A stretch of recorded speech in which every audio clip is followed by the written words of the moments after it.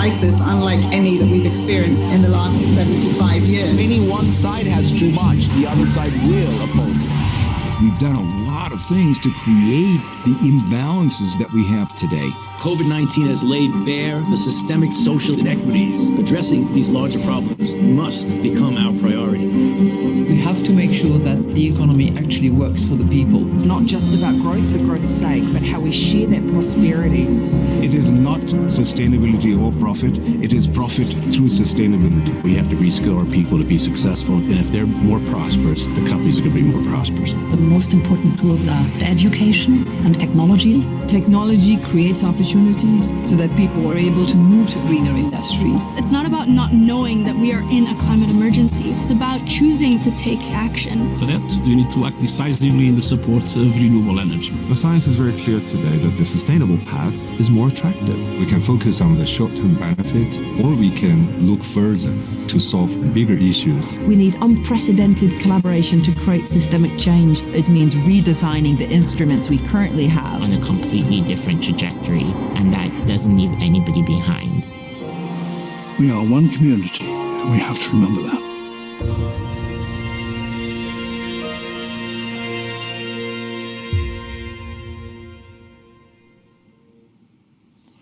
Good afternoon from Geneva. Thank you for joining this Resetting Geopolitics Leadership Panel. This is the 5th day of the Davos Agenda and is really focused on advancing global and regional cooperation. Last year was filled with immense uncertainties, let's face it. But one thing was made clear: global cooperation is not a luxury, it's a necessity. COVID anywhere is COVID everywhere. And yet, at the very moment that we need deeper collaboration, we have seen competitive instincts threaten to overtake cooperative mindsets. Indeed, this past fall, UN Secretary General Antonio Guterres said the world essentially failed when it came to cooperation, unity, and solidarity. That's quite a tough message. And at such a critical and challenging moment for the world, I'm really proud that we have such a distinguished panel here to explore how we can strengthen global cooperation to ensure we exit the pandemic in a stronger position than we entered it. Joining us are Minister Kono Taro, the Minister in charge of Administrative Reform and Regulatory Reform of Japan, but also previously Defense, Foreign Minister. Kang Kyung-hwa, the Minister of Foreign Affairs of the Republic of Korea. His Highness Prince Faisal bin Farhan Al Saud, the Minister of Foreign Affairs of Saudi Arabia. Retno LP Marsudi, Minister of Foreign Affairs of Indonesia. And Fu Ying, Vice Chairperson of Foreign Affairs, Committee of the 13th National People's Congress, People's Republic of China. So we have a great panel and we have a lot to discuss. Maybe start with you, Minister Kono Taro, first. Good to see you. We know that currently you're also in charge of the whole COVID pandemic situation and handling it in Japan. Still, the numbers are very, very low. You come out of this in a very strong way, but no, it's all about vaccination. And we're seeing a lot of vaccination nationalism in the world. Are you concerned that also this COVID-19 crisis can lead to less global solutions, even if many of the challenges we're faced with, being climate change or pandemics, don't know any kind of borders, we'll then end up in a result where there's less multilateralism and more national focus? Or are you an optimist? Well, thank you. Good evening, everyone. It's 8 in the evening in Tokyo. I'm sitting in my parliamentary apartment. I just finished the dinner. And now I'm in charge of delivering vaccine to 120 million Japanese people. And I'm a little worried about the current situation. when COVID-19 hit everyone in a big way, we had been concerned if there might have been some disruption in delivering foodstuff or importing oil, natural gas, and other source of energy. We were quite concerned because we heavily rely on import of foodstuff and energy. But thanks to everybody, it didn't happen. We have been able to import foodstuff, energy, and other essential stuff. Although, yes, there was a problem getting masks sometime last year, but it was a very short disruption. So I was very confident about the global supply chain of vaccine. But now I'm a bit concerned that EU has announced that EU may block the export of vaccine produced in Europe until sufficient amount is provided to European people before they allow any export to the third countries.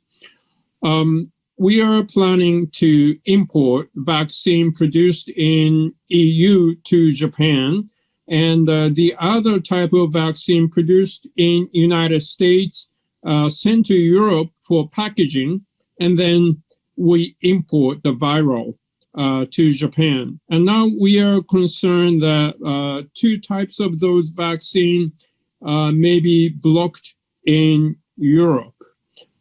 We never suspected that. So I'm very concerned some government may try to be more nationalistic. It is understandable to put their own people first, but we are living in on the same planet, and the supply chain now goes global. And it is not wise to start disrupting this global supply chain in one way. Then it could lead to some kind of retaliation, and we could ended up trying to produce everything in own country, and that is not economical, and many countries that is not possible.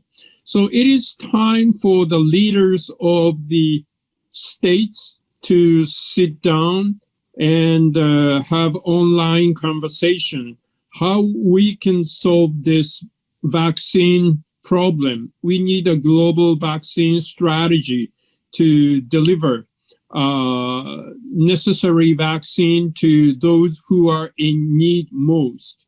So it's time for the leaders to sit down and discuss.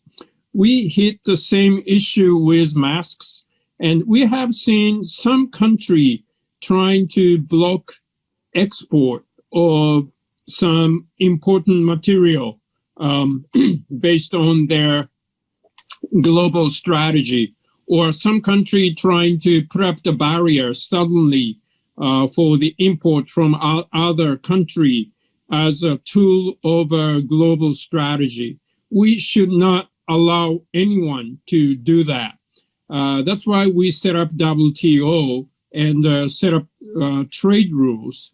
So we are just about to see some nationalism coming up, and the leader could turn inward to solve the domestic problem and put people in other country in down the line. So we are living in the same planet. We need to tackle the climate change together. We need to solve the issue of a global disarmament issue together, and we need to grow our economy together. So it is time for us to get the mechanism of United Nations, EU, G20, G7, all the global mechanism we have to use and solve this issue. I'll stop here. Arigato. Thank you so much, Minister Kono Taro. Just a short following up question, and then we'll move, because we should also look at what will be the kind of collaboration we will see in the years to come, and not at least in your region. I mentioned, Minister, that you also have been the foreign minister, but also the defense minister. And previously you have also raised the wish to have a stronger regional cooperation with India, Australia, and the US. And then we also know that you're collaborating with the whole East Asia, including China, on the trade side. What are the dilemmas you're seeing when it comes to priorities on values, or also really the interest of Japan, the national interest? Thank you. Thank you very much. I think we need to put the value first, the value of democracy, value of rule of law, human rights. They're important. And without those values, we will not be able to prosper in the economy. So we are trying to talk about the post-COVID world. Many defense ministers that I talked to when I was defense minister are quite concerned this world may be divided into democracy and authoritarian regime, free society versus Orwellian regime. We need to sit down with a country that has same value, that put democracy, rule of law, human rights together. We need to sit down with a country like ASEAN, Republic of Korea, United States, Europe, Australia, Canada, India, other like-minded country, so that we can keep this liberal international order that has brought about economic prosperity since the end of the World War II. So definitely we need to put the value first, and then all the economic prosperity and other interests would come following it.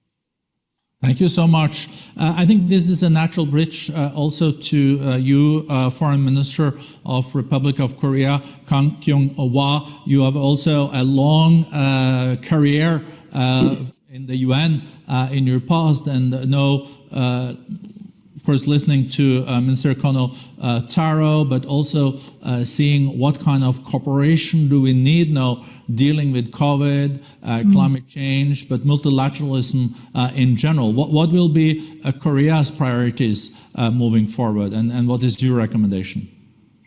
Well, first of all, thank you very much for having me on this panel. It's wonderful to be joining and sharing the same screen with some very good friends and partners that I've worked with over the years.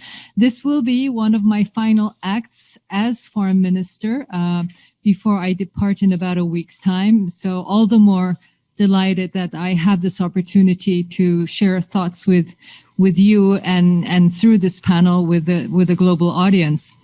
I think, obviously 2020 overwhelmed all of us with the COVID-19 pandemic. And as the video very tellingly showed, it just exposed the weakest and the most vulnerable links in every society. But also it's been kind of a stress test for a world that was somewhat being unanchored, very interconnected, but increasingly fragmented, with the tide turning against globalization. And I think COVID-19 came at the time when this fragmenting global unity was needed to be exposed somehow, and it certainly has been exposed in a very, very destructive way. And we failed. We failed the stress test, as the Secretary General has made very clear, with over 100 million affected and 2 million dead. Clearly, we have failed, and the numbers continue to grow. In hindsight, I think there are lots of lessons to be learned, and perhaps things we could have done differently to save more lives.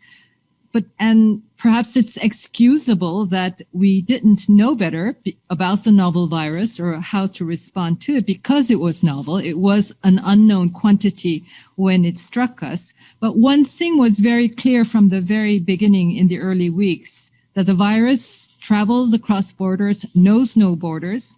The global community is in this together. And unless the whole world is safely protected from the virus, no country, no people will be fully safe again.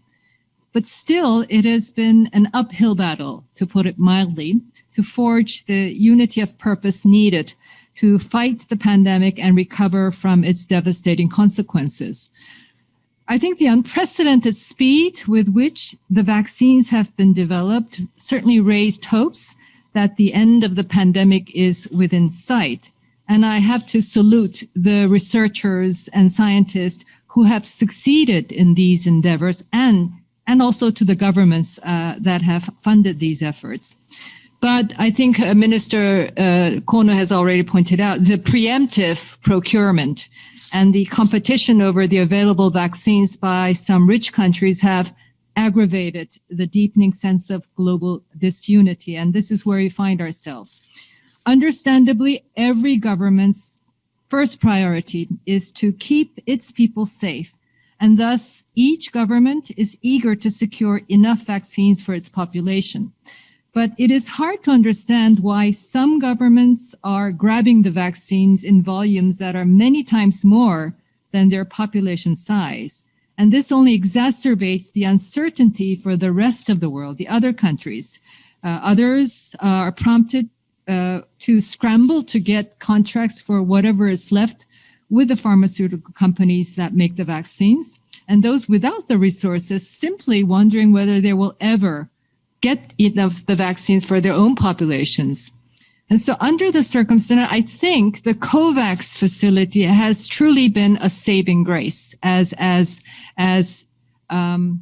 limited as its ambition is. And I can only be thankful to the foresight of the leaders in the WHO, Gavi and CEPI, who established the mechanism, and certainly hope that it will deliver in its goal of providing the COVID-19 vaccines to 20% of the populations in all member countries equitably. And we should think seriously about turning the COVAX setup into a standing mechanism because, we know that COVID-19 will not be the last story of pandemics hitting around the world. So there has to be a mechanism ready to deal with future novel pathogens. And COVAX, I think, is worth considering and giving support so that it becomes a sustainable mechanism.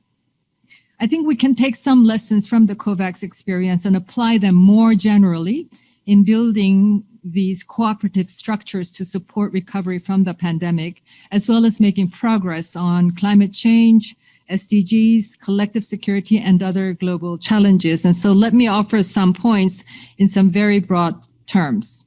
Thank you. First, strengthen the global health governance built around the WHO. The review by the Independent Panel for Pandemic Preparedness and Response of the performance of the WHO and member states has made an interim report of its findings, and the shortcomings of the WHO setup has been made very clear. What needs to be done, the reporting obligations of member states need to be strengthened, and the WHO more empowered to demand that information from member states. If we are to avoid the uncertainty and transparency and distrust that had hampered the global response to COVID-19 in the initial months. And the goal has to be to ensure full information sharing, full transparency among scientists and medical professionals and disease control authorities around the world, and for their advice to be the basis on which governments make their policies and control measures. Secondly, tackle fake news and disinformation.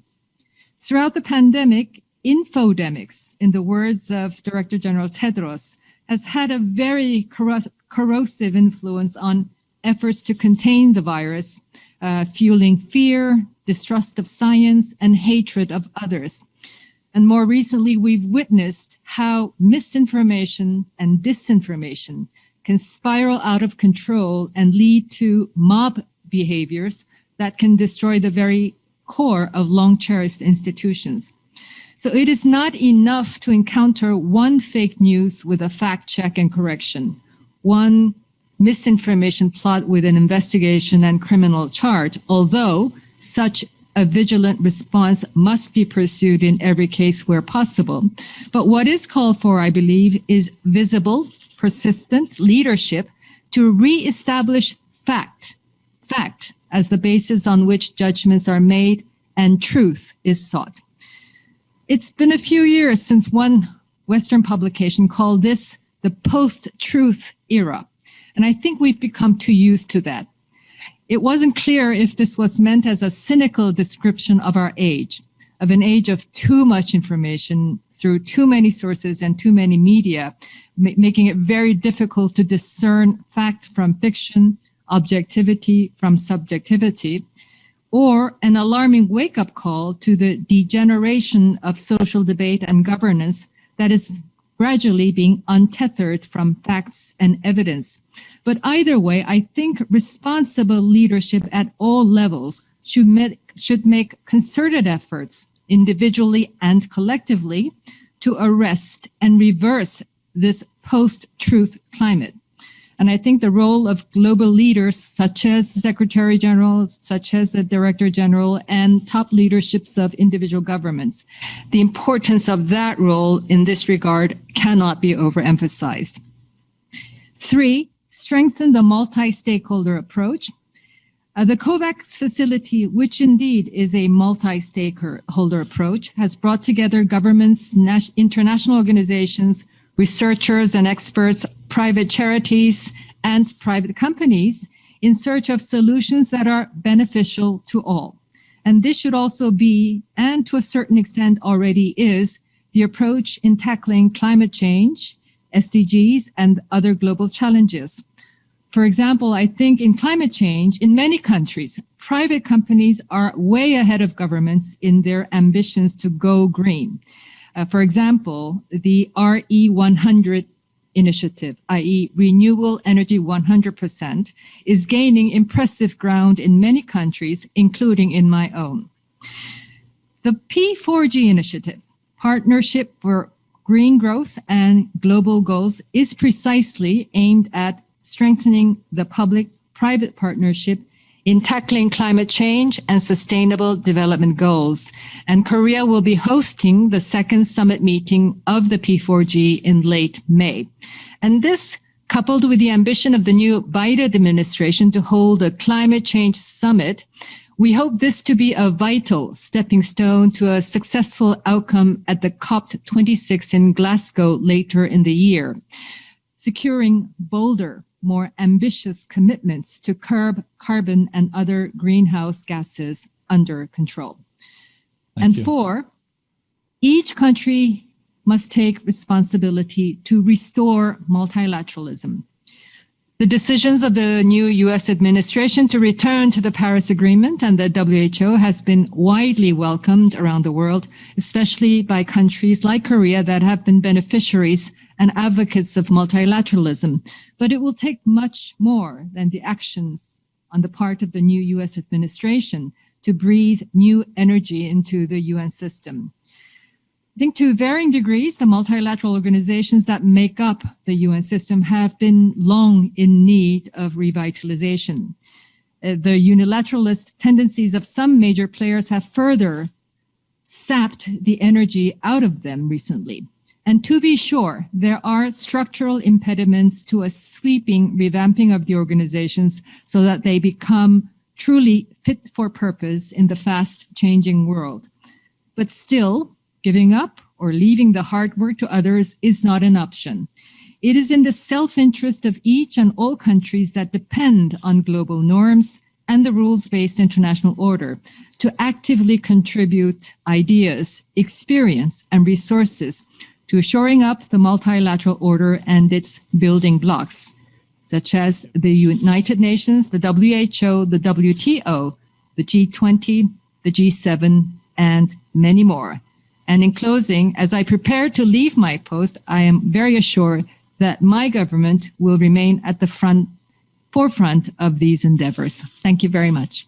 Well, thank you so much, and thank you for the impressive job you've done in the years where you had this portfolio of foreign minister. We're so privileged to have you here during your last week, Minister, and we know that you will also be doing a lot of exciting things in the future. I'm now turning to His Highness Faisal Al Saud, Foreign Minister of Saudi Arabia. We know there's a lot of interest always to the Middle East. We know that there's also been a lot of positive development in the regional cooperation in the GCC in the last month. Gulf solidarity is one of the terms that have been coined, and maybe you'll share with us, Your Highness, what you see for the years to come when it comes to GCC cooperation, but also if something from that cooperation is applicable to the rest of the world. And I also have to remind everyone that we have now used half an hour on two of our speakers, so we have 15 minutes left. So we have to really show solidarity with each other. Your Highness. Well, thank you very much. Glad to be among you today to discuss this important subject. I want to just say I'm glad to share once again a forum with Minister Kang Kyung-hwa. We've shared several forums, and it's always been great working with her and talking to her. And it's of course unfortunate that our last meeting will be over, on such a forum is going to be virtually, but that's the challenges we face. But just wanted to say she's been an excellent colleague and worked very, very strongly exactly on the field we're talking about, which is multilateralism and cooperation. The subject is incredibly important, and we've seen this last year into 2020 that without working together, we can't really address the global challenges. And the Kingdom had the presidency of the G20 during 2020, and we had to very quickly shift focus in our presidency agenda to deal with the challenges of COVID-19 and to muster global efforts in responding to that. And that was well responded to by G20 colleagues, and they stepped forward, and we were able to achieve a lot of cooperative efforts, including $11 trillion in stimulus, $15 billion of debt relief for poorer countries, $21 billion contributed to a response to the pandemic, including equitable distribution of vaccines, and including supporting the COVAX facility, which I agree is something critically important. And I just hope that we can maintain that momentum, because as my colleagues has mentioned, we are seeing some unfortunate backtracking, some unfortunate loss of that spirit. And unless we all work together to overcome the challenges of COVID-19, we are all going to continue to be at risk. And key among that, of course, is equitable distribution of vaccines. And that links to your question, because without regional cooperation, we can't have effective global cooperation. And that's why it was important that we achieve what we did in the Al-Ula Declaration, which is bringing back the GCC into full cooperation. And building on that, we will be able to help secure the regional stability, secure that we are focused within our region on developing on the very important opportunities that we have here, but also on dealing with the many challenges. And that cooperation will only serve to bolster the global cooperation. And we've heard again today that all the challenges that we face as a global community require working together, whether it's something as novel as the COVID-19 outbreak. I'm sure we will have other similar challenges in the future, but also things like climate change. And, there we see that just like this region has played a key role in powering the global energy needs and in helping power the global economy, we will also play an important role in meeting the global community's carbon neutrality targets. So we are already working with our European partners in developing green and blue hydrogen, and these efforts are going to be key to achieving an effective response to the challenges of climate change.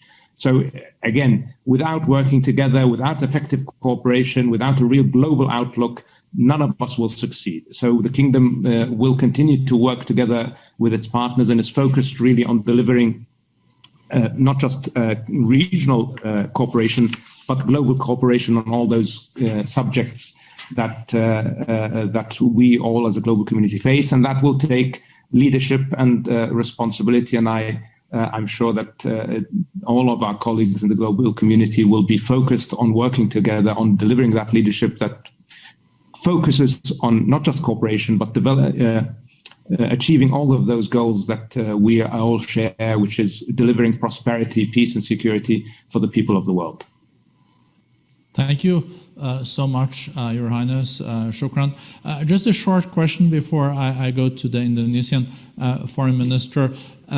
We know that there is a lot of thinking around the new Biden administration and its policy on the Middle East. And you, Your Highness, you were before also the Kingdom's ambassador to Berlin, so you know also Europe well. Any thoughts on this?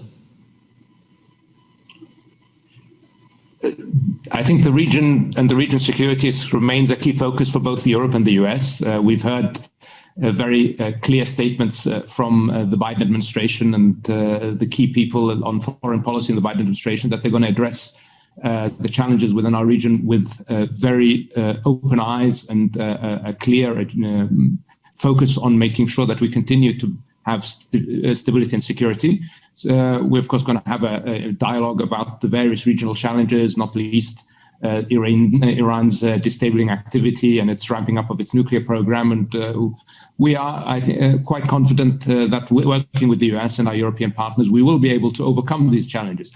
In the end, we see these challenges as posing a risk not just to the region, but to the global community and global prosperity. And really, what our hope is that we can move from these the focus in our region on security issues and on challenges of a military nature to really focusing on how can we be part of delivering global prosperity, global innovation, and being a driver of those elements. And I think that's something that both the US and Europe agree with us on. So we will work very closely with our partners to deliver that.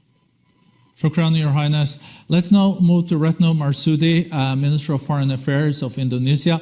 And Minister, you're also one of 3 co-chairs in the whole COVAX initiative with Gavi. And thank you for your leadership on this and global vaccination. You listen to your colleagues here, and there has been different perspectives on how we can secure also multilateralism and cooperation in a post-COVID world. Indonesia, largest Muslim country in the world when it comes to population, also situated in a very interesting geopolitical and security context. So, Minister, your thoughts. Right. Well, thank you very much, Borfer, for having me. First, I would like to share the same concern with my previous speakers about the vaccine nationalism. And thank you, Taro, for mentioning about ASEAN.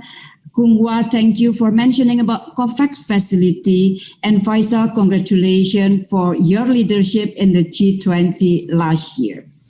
Borfer, 2 days ago, I co-chaired the COVAX AMC engagement group together with Minister Karina Cole of Canada and Dr. Lia Tadese of Ethiopia. It was attended by more than 400 participants, I think almost 500 participants. Through COVAX facility, the AMC 92 economies could obtain up to or hope to obtain up to 20% of their population. And during the meeting, we discussed various details in preparation of equitable and fair access to vaccine for all to take place. Equitable and fair access to vaccine for all countries is a very important issue. It is not only important for developing and least developed countries, but also important for developed countries and for the world. We recover stronger if we recover together. So, colleagues, I'm very glad that the principle of equitable and fair access to vaccine has received strong support from all of us. And to ensure its implementation, I believe there are three main issues. First is the availability of vaccine. Here, the cooperation with manufacturer is key. And in the last couple of days, as mentioned by the previous speaker, I read the glooming news that vaccine nationalism remains happening. If it is continued, for sure, it will jeopardize vaccine multilateralism. And then second is the financial support. Here, we need strong cooperation with donors, multilateral development banks, philanthropies, and others. Third, readiness of developing and least developed countries to receive vaccine. This is not an easy part at all. Most likely, the vaccine that will be distributed to participants of AMC 92 will require ultra cold chain. So the question is, do they have this kind of infrastructure? And there is also issue of regulatory and indemnity. That is another challenges for AMC 92 economies.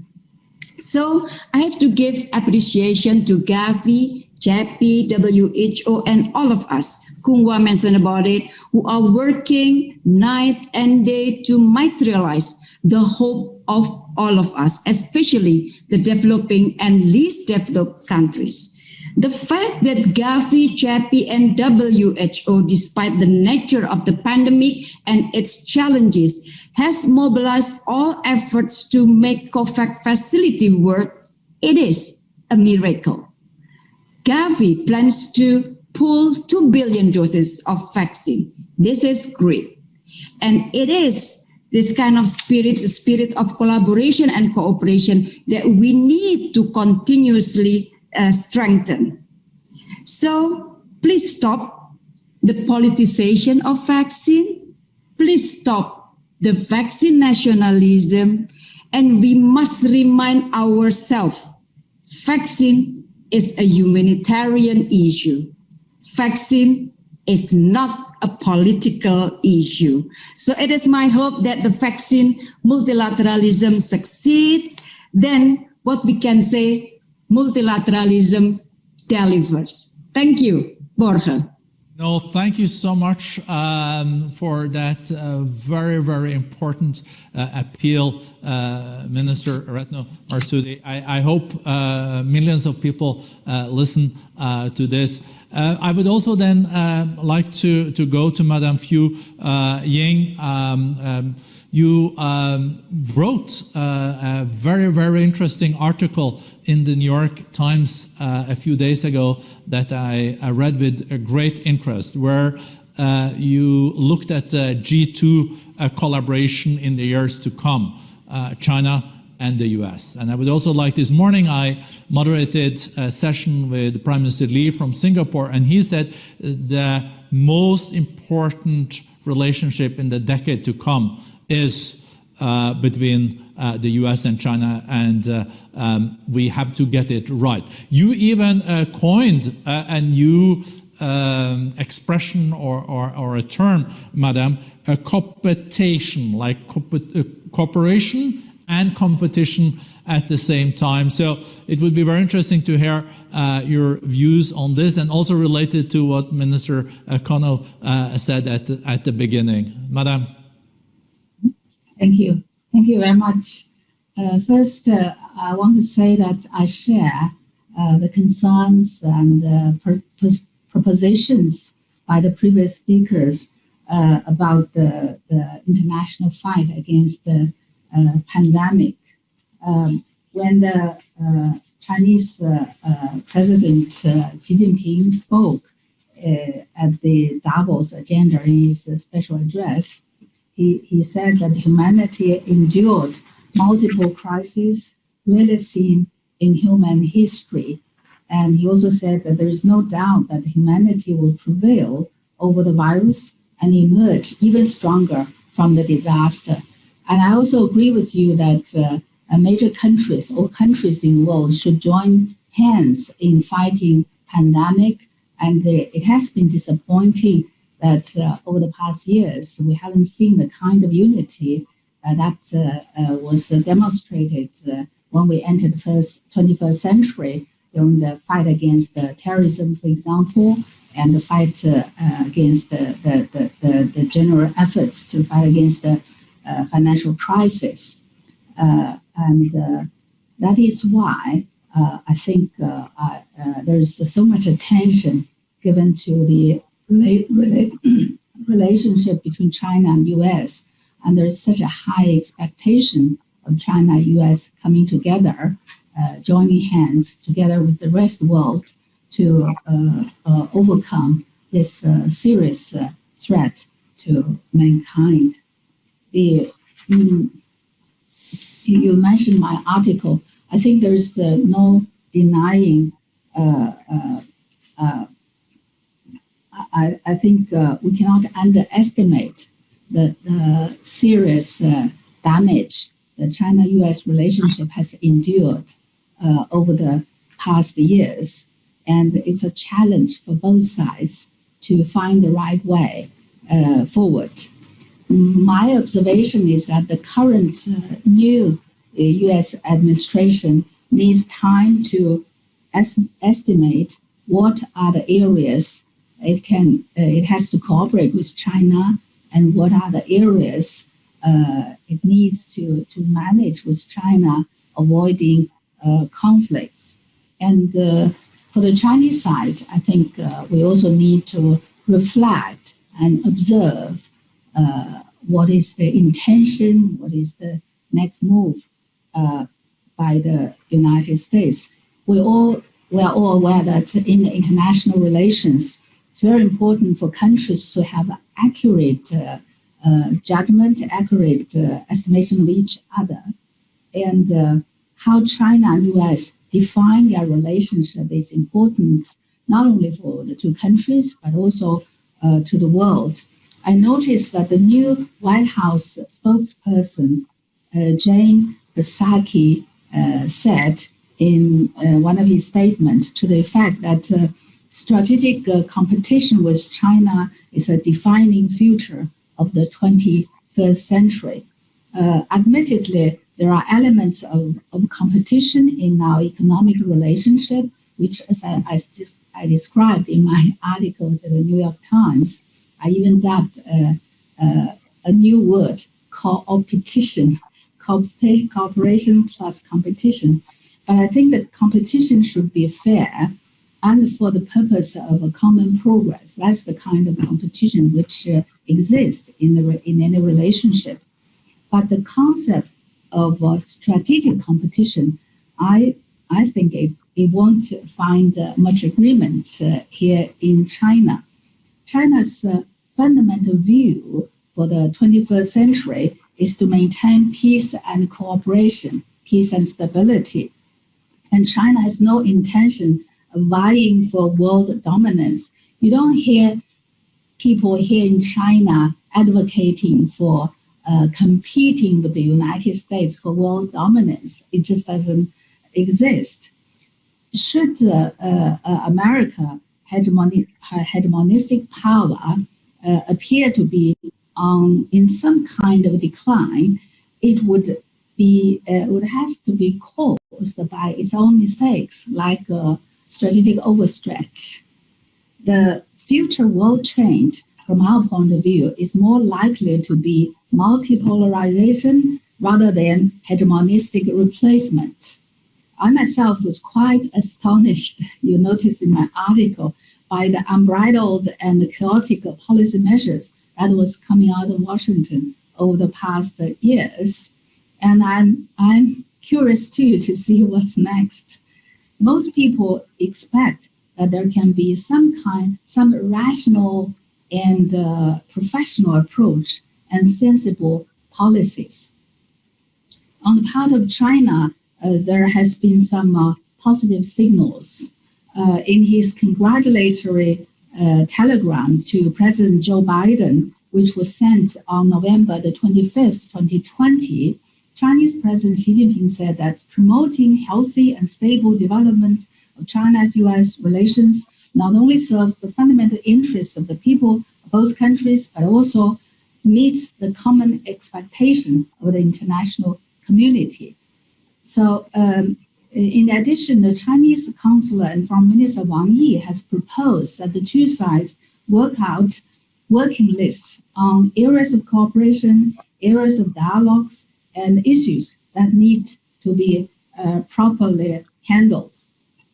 You asked about cooperation. I think many of you mentioned that the united global response to COVID-19 is the most pressing task for the world today. And I think China, US, and together with the other countries, we should encourage health experts and scientists to maximize their role and to intensify research to help fight the virus. We also need to cooperate on vaccine development and the distribution, as was mentioned. And we should also coordinate policies on such issues as cross-border traveling, on global norms regarding the measures, the efforts we're taking against the pandemic.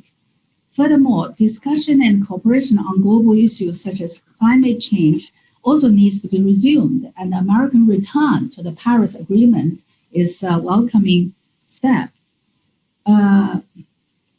There's also the need for cooperation in the newly emerging areas like AI, like 5G.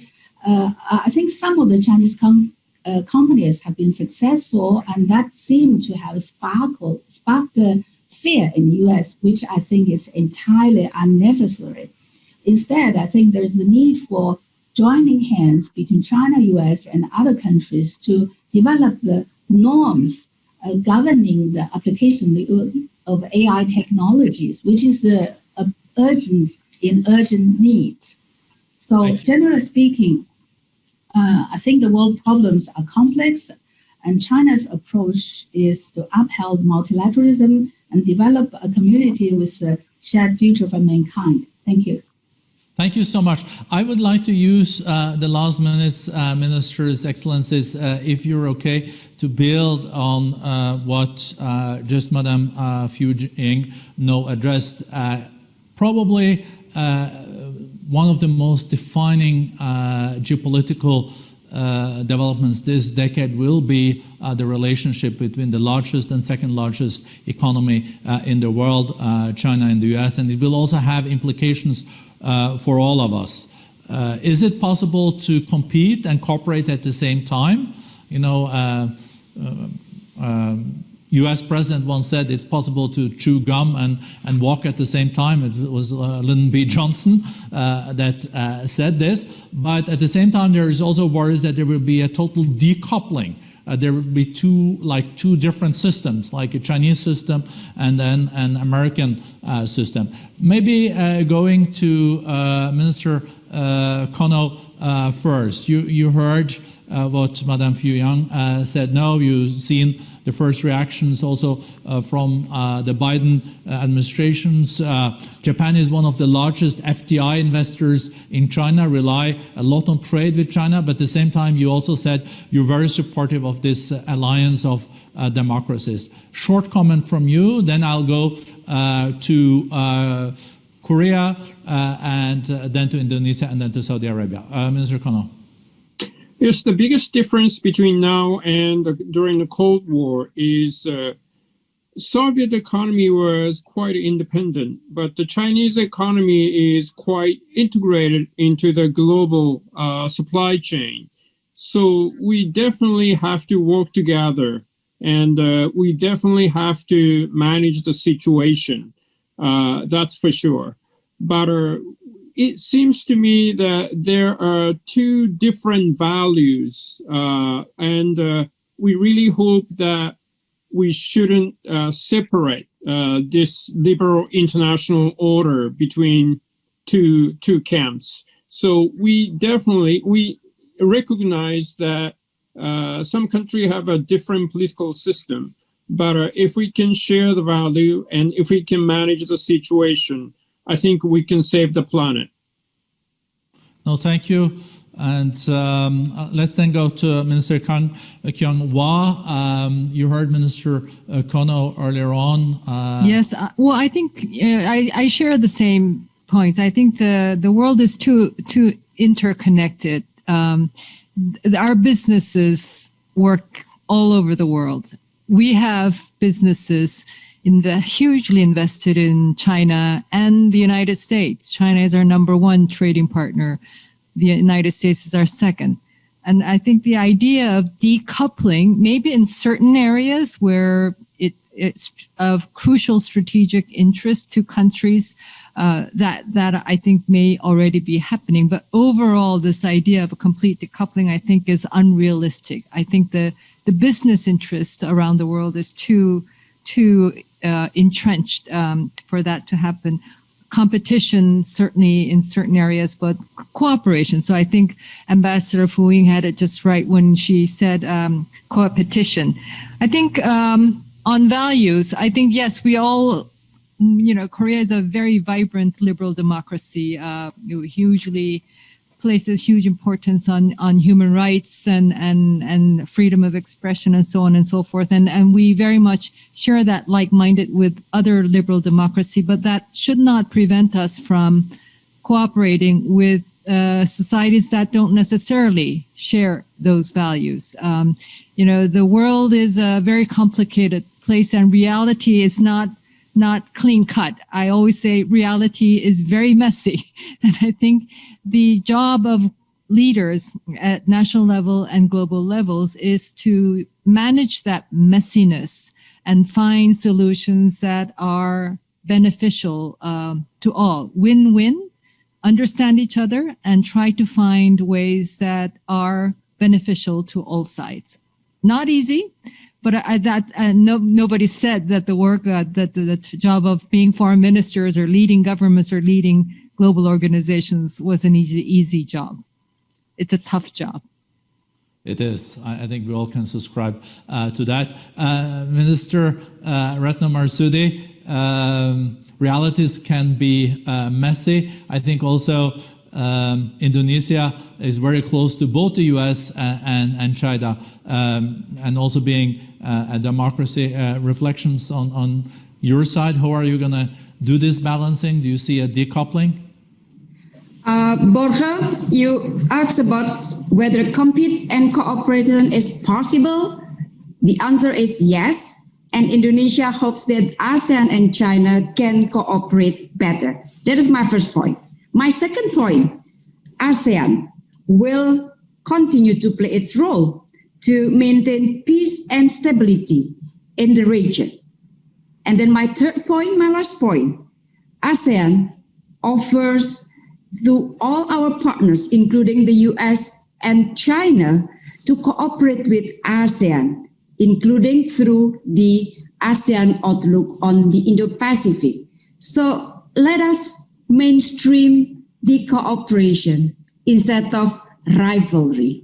Thank you, Borja.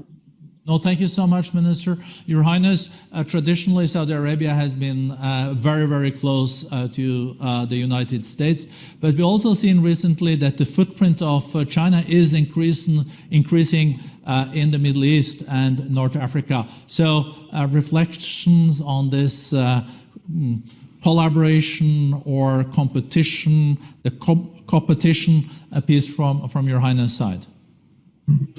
Well, the kingdom, of course, is an integrated part of the global economy, and that means that we are strong partners for both the US and China economically. We're also, of course, strategically very much aligned with the US. And I think we have seen that cooperation is possible, and not just possible, it is absolutely necessary. Without cooperation, we can't deliver prosperity, we can't deliver security to our individual nations or to the global community. Really, we are too integrated, we are too dependent on each other, and we receive too much benefits from each other's cooperation and trade for it to make sense to move to an aggressive posture or a posture of competition and decoupling. Now, of course, we always compete, and that's that's fair, and it's a competition is healthy because it ensures the delivery of more efficient forms of governance. But as long as that competition is not is in the realm of the corporate world and not a competition of geostrategic dimensions, we can manage. And it's important that we understand that in order for us to protect the global community and to work towards delivering prosperity, as I mentioned, and even respond to challenges like COVID-19, which is not the last challenge of this sort that we will face, we will have to maintain the focus on cooperation and integration. Otherwise, we put all of us at risk. Shukran. I think, Madam Fu Ying, you will have the privilege then to have the kind of famous last words there. Of course, I will have the right to thank everyone after you. We're running really on overtime, so if you could do it in a couple of minutes, that would be great. But you will have the last words from China this time. Okay, thank you. Thank you very much. This year marks the 50th anniversary of Dr. Kissinger's visit to China. And for half a century, we have managed, China has successfully integrated into the world economy, at the same time maintained its own political integrity. So that shows that it is possible to have both, to work with other countries in areas we can, at the same time defending our fundamental interests. So we disagree with decoupling. And we also, I think Asia, the Indonesian Foreign Minister mentioned that ASEAN is exemplary in demonstrating the kind of spirit of openness, of inclusiveness. And Asia has been able to maintain, every country maintain their political integrity, at the same time having openly have a wide economic and cultural contacts. So I think as long as we have this spirit of mutual respect, respecting that there is a boundary for political system, and then respecting the fact that each system, each culture can succeed in its own way, with that kind of spirit, I'm sure that we can have both. Thank you. No, Chacha, thank you so much to all of you. It's been a fascinating discussion, and I'm so thankful for your contributions.